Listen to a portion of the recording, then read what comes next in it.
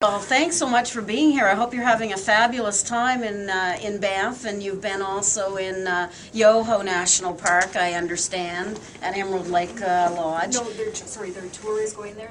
They're going. Haven't yet. You haven't been. Oh, we have, yes. Oh, I'm sorry. Oh, great. Well, good. This trip? Yes. Yeah. Oh, okay. Sorry, I misunderstood. Well, we'll keep this pretty informal, and you certainly should feel free to ask me anything you want. Just to tell you a little bit, maybe to start about me, I am the superintendent, which is the person who's responsible for managing a national park or a group of national parks and national historic sites. Parks Canada is a national organization. We're federal government, and we're in fact the oldest national park service in the world. Our national park, this one you're in now, Banff National Park, is actually the third oldest in the world. So we were established here in 1885. But when the government brought a service together and created an organization called the Dominion Parks Branch, which eventually became Parks Canada, we then could claim that we are the oldest national park service in the world. We also have a huge international reputation for our mandate, which is to protect these wonderful natural and cultural resources that we have, to educate people, to make sure that people understand what makes national parks, national historic sites so special, and thirdly, to make sure we welcome lots of people from around the world and have them have the best visitor experience they could possibly have. So we have a three-part mandate, and I think that's really important to understand because obviously we want to ensure that these places which people have had the foresight to protect remain here for our children, our grandchildren, their children, but we also want to make these places available and welcome people, because if you don't connect and experience these places, then you really won't know what makes them special and why you should continue to expand an organization like Parks Canada. We are responsible for three main areas. So we have national parks like Banff National Park, and there are actually 43 national parks in the country. We also, though, manage national historic sites. So places, people, events that are of national historical significance are called in our country national historic sites. I think in the U.S. you call them national historical parks. They are also run by the U.S. National Park Service, so it is similar. We also have a third component, though, to our program, and that's marine conservation areas. So that's where we protect the waters that are adjacent to the land areas, and we have 4 of those already established and protected in the country, and then we have 167 of our national historic sites. So we are a very large organization. We continue to look for opportunities to establish new places, to protect new areas, and so we actually have an expanding system. And here in the Rocky Mountains, UNESCO World Heritage Site, we actually protect over 20,000 square kilometers. So it's a huge area that is encompasses our 4 national parks and 3 provincial parks that make up the Rocky Mountain Parks UNESCO World Heritage Site. Banff is, of course, a very special place. Because it's the first, it gets a lot of attention. We have a huge profile. We're probably, well, we are the best known national park in Canada, in the world. So no matter where I go in my travels, when I show my driver's license or when I tell people where I live and where I work, people go, wow, you actually live in Banff National Park. And so it's a pretty great thing. My daughter was 7 years old when we moved here for the first time, and so basically she has spent her elementary, junior high, and high school days days growing up here in Banff. She's graduated from high school. She is at university now on the east coast of Canada. But I think that for some of you who are getting to come visit, you can try to think about what it would be like if you actually lived here and got to go to school here. Our kids are very environmentally educated. They're very interested in conservation, protection. They're avid outdoor kids. They like to ski, cross country and downhill. They toboggan, they skate. And of course, in the summer, they're hiking, canoeing, kayaking, that sort of thing. So and our schools are small here, so it's really an interesting place to live and to work and to go to school. I know some of you have been. How many bears have you seen? Have you seen any bears yet? 3. 3 bears. Okay. Do you know if they're grizzlies or black bears? 2 grizzly, 1 black. Well, we have about 60 to 65 grizzly bears that actually live in Banff National Park. We have about the same number of black bears as well. Do you know what the difference is? Did anyone tell you yet how you can tell the difference between a grizzly and a black bear? What do you think? I don't know. You don't know. Well, it's one of the characteristics that, because color, you can't go by color. It's not a case where grizzly bears are brown and black bears are black. Black bears can actually be many different colors. I always found that a little odd myself, but anyway, it's true. But the big distinguishable thing about a grizzly bear is that hump right behind its head. So that hump that you see, and that's usually what you look for. The head is different for sure. It's sort of squatter and fatter. The nose is much squatter. The black bear has often a very longer, pointier nose, and the ears are a little different too. But the thing that I always look for is the hump. Grizzly bears generally are bigger than black bears, but again, it would determine the age. But we have about 7 of our bears actually, our grizzly bears, actually fitted with collars right now. Why do you think we'd want to put a collar on them with a tag? What do you think? So people know who they are?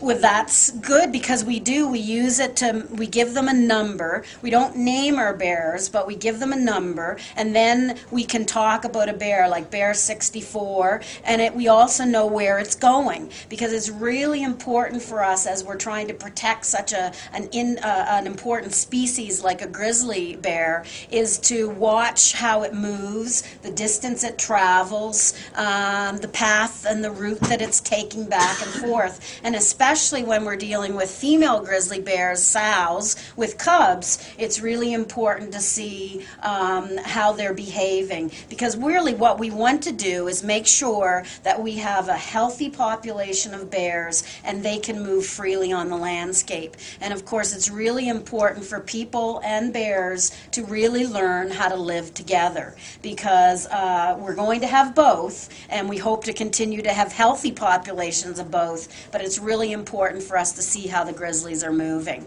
The black bears are, as I said, we have about 60 of them as well, and you'll see them fairly frequently, although to tell you the truth, over the years I've lived here, I've actually seen more grizzly bears than I've actually seen black bears. Grizzlies are really important because what we like to tell people is if a grizzly bear population is healthy, it means generally the ecosystem is healthy. So they are, not only are they just a dramatic, inspiring animal, but we also call them an indicator species because of this. Yes? Where do you put their numbers? They sometimes go on their ears, so you might see ear tags. And they also can be identified now, the 7 that have the collars on that are transmitting and telling people where they are, then they can also be there. But we tag a lot of our animals on their ears. So even our elk, which I'm sure you've seen a few elk, have you? They are kind of a lot bigger than deer, a little bit smaller than a moose. Yeah, so we often tag them as well. Yes? How large is the national park? The National Park Banff is about 6,800 square kilometers. It's not the largest one we have in the country. Certainly Wood Buffalo, which is in northern Alberta and southern Northwest Territories, it was our largest, but with the parks that are being established up in northern Canada, we're finding large parks as well.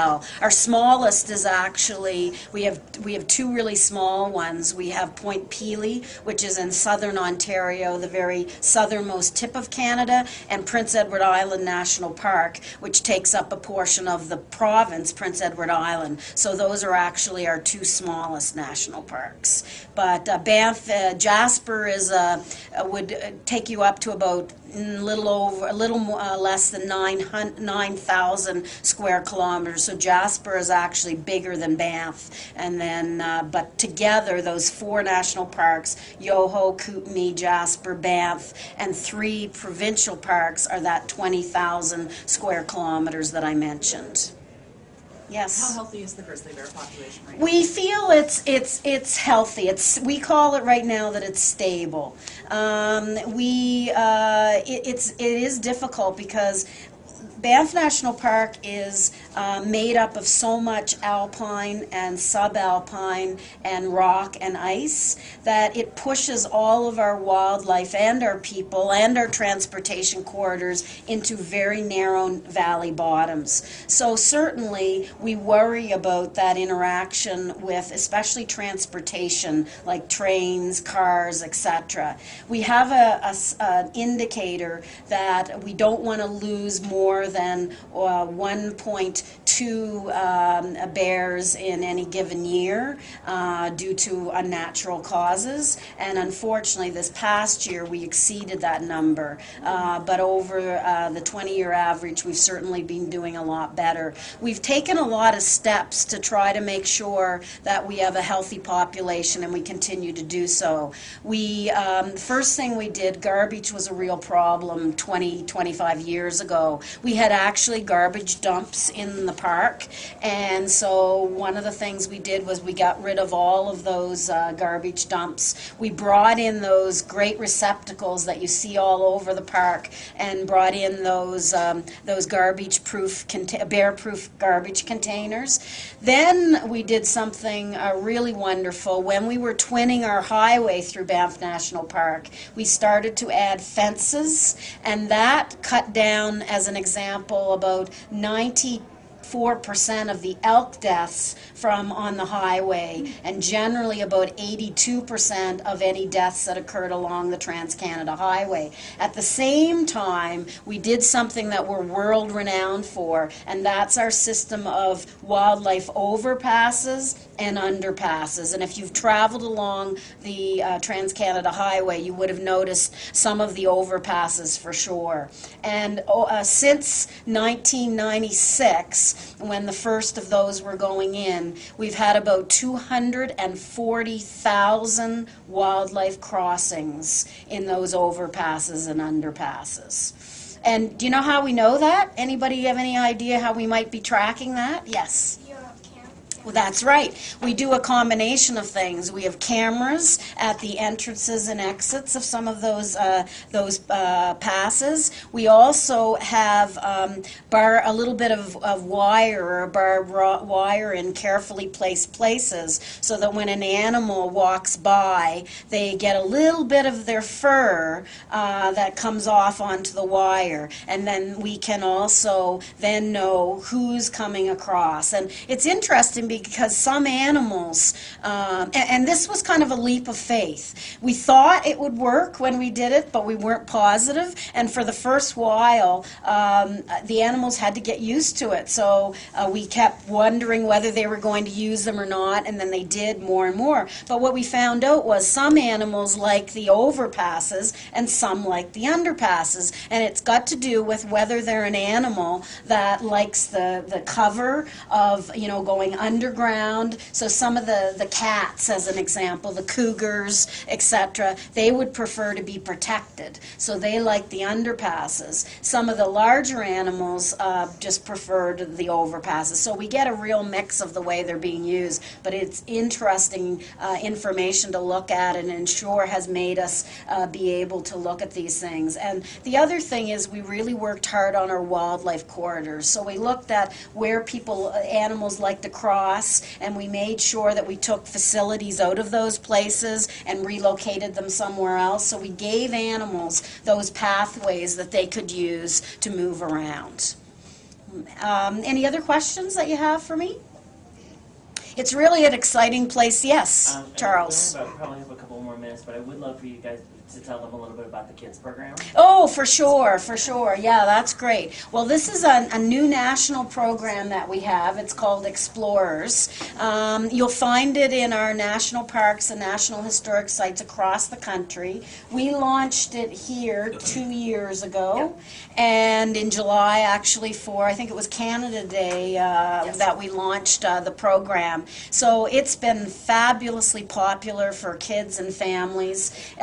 You know, there's booklets that you get. It has all sorts of activities that you can undertake as families. There's crossword puzzles. There's, you know, searches and finds. There's ideas of what you can do. So when you go to an area like the Bow Valley Parkway, as an example, you'll be able to have suggestions on what are kid and family-friendly programs. We've really tried to, across the country, target and appeal to youth and families, because of course youth and families are our future. We're not going to have our future national park, national historic sites visitors unless we get people super excited and connected into these places. You know, I was lucky enough as a child, I got to go and camp at national parks, but not with so many people living in urban areas now. It's not as easy to say these people have had that since the time they were little. So we have to come up with new ways of reaching by online, you know, blogging and tweeting and all those sorts of things that we can do to reach young people. But we also have to have these programs for families and kids when they actually do come and visit our places. You touched a little bit on it's hard for people. I live in Calgary. Yes. I'm on a tour with a bunch of wonderful Americans, and I have not done half the things that I've done on the tour with. So am I typical? You know, do you find a lot of people yeah, in Calgary? you're typical, I guess you could say, for some of the Calgarians who probably take these places for granted. Yeah. And they might have come here as a child, but now they're not coming here as much. If you're a skier or a hiker, then you're out here a lot. Or you know, on Banff Avenue. But that's the other thing. A lot of Calgarians come out, spend a weekend in Banff, you know, stay at a nice hotel, eat out, and shop on Banff Avenue. Yeah. Nothing wrong with that, of course, Yeah. but it doesn't exactly expose you to the full range of what the park has to offer. So yes, we're targeting through urban areas as well. We have a major initiative to go in from a Parks Canada perspective into big cities like Montreal, Toronto, and Vancouver, and then with our partners like the Canadian Tourism Commission, the Travel Albertas, and other provincial marketing authorities, we can get into other major urban areas across the world. And certainly we get a lot of our visitors from around the world. We probably get about 60% of our visitors to Banff National Park are Canadian.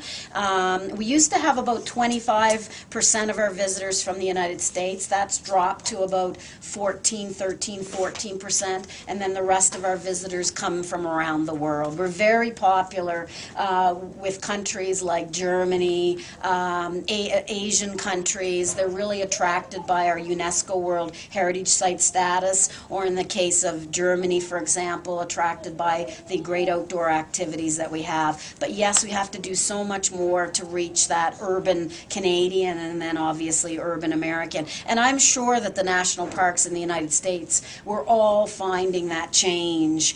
We've had a real shift in visitors, and really this whole urban dynamic, I think a lot of us are trying to look at ways to get that information out. And that's why you guys are so important, because it's all about spreading the word to as many people as we can, using those channels that they want to use and get their information from. So that's why it's so exciting to have a group like yours here, because of the way you're communicating to the various audiences that you're reaching. And hopefully we'll get more people exposed to what national parks are all about. Yes? I just wondered when the shift happened that you mentioned. Where Yeah, it started to, I mean, if you go back and you look, the late 90s, around 99, 2000. 99 was probably our best year if you could look at across our whole system. Banff National Park does pretty well with visitation. We were up, as an example, last year by 2%. But generally that was about the time. Obviously 2001,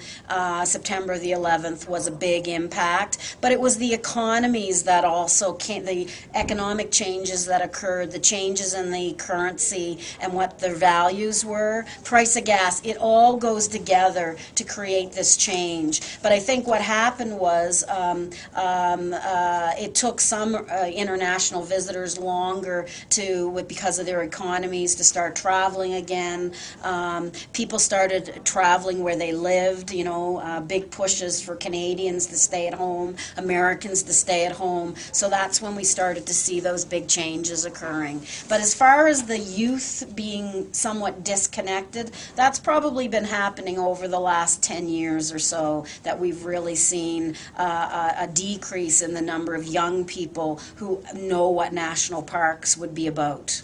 And I just want to add that I think the fun part of the activity booklet is the children, there's roughly 18 activities, and once they do 6, they can come into a Parks Canada Centre and do a little bit of a ceremony, and they receive a souvenir and a certificate. So it's a little bit of a fun completion to the program. I just want to add in, I have media kits for you all.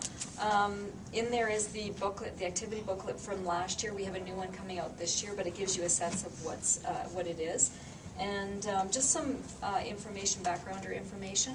If you have any questions, my business card is in there from a data perspective, or if questions, please feel free to email me, and I'll put you in touch with, if you're looking at things like a specialist or something like that, I can connect you to a bear specialist, or something of more depth if you're looking for that in your articles. But just to know, just send me whatever crazy questions you have, and I'll help you. So I'll just pass these out. One of the programs, too, that's really popular with families, we have a live theater troupe that goes into schools through the winter months, but then in the summer months, it's here in the parks. And that they do fun shows. They give kids a chance to, you know, dress up. They're dressed up. They're dressed up as things like Mother Nature, moose. They have these really fun costumes, and that's they perform on a regular basis, and we find that that's a really great way to engage people and make it all fun. Because I think the thing is that learning doesn't have to be boring. Learning can be lots of fun, and we want to try to make that fun for everybody who comes. Do you have a junior warden program or something like that? We have, some of the parks across the country have had what they call junior naturalist programs, and some places still do. The Explorer program is sort of starting to change and be consistent and to be merged with that junior naturalist program, but some national parks still have the junior naturalist, where you do certain things, you earn badges, and you get rewarded that way. Yeah, it's a great thing too. And hopefully we're inspiring some kids to be biologists in the park some days, or even superintendents like me. But yeah, we do still have those programs. Yeah. So what is it exactly that you say to people to encourage them to come back to the parks? Well, what I always say is that no matter your family group, no matter what people are interested in, there's something that you're going to find here that's going to thrill and excite you and really make you realize that you've come to a special place. That you'll never come to the end of the things that you'd want to do in these places. So there's so much to see, so much to explore, so so much to do. And I think it's just that idea that you're seeing almost history in the making. You're seeing countries protect areas and keep them protected for the future. And I think that most people love it because they get to do and see so much. And wildlife is definitely a draw. That sort of keeps people coming back. And no matter if you're seeing the smallest of our endangered species, the Banff spring snail, or you're seeing a big iconic thing like a grizzly bear, you're thrilled. And I think it's that symbol of wilderness and understanding that we're so lucky to have places like this around the world. We have